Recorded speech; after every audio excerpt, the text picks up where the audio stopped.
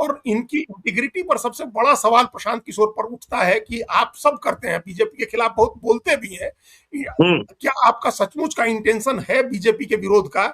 आप बीजेपी के विरोधी हैं सचमुच में? ये सबसे बड़ा सवाल उठता है। जनता के दिमाग में ये बात हमेशा घूमती रहती है।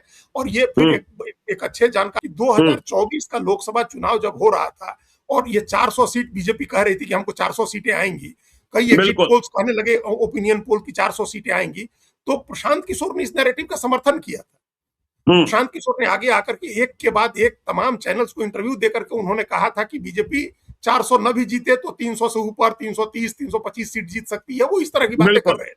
तो इससे ये अगर उस समय हालात क्या रही कि 240 सीट जीती बीजेपी, तो इसका मतलब कि माहौल बीजेपी के खिलाफ था, खराब था बीजेपी के लिए माहौल उस समय।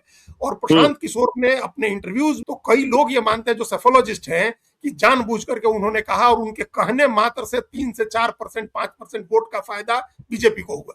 अगर वो नहीं कहते इस बात को कि 300 सीटें आ जाएंगी या 400 का नैरेटिव ठीक है बीजेपी का, तो हो सकता है कि बीजेपी की सीटें 240 से और कम होती।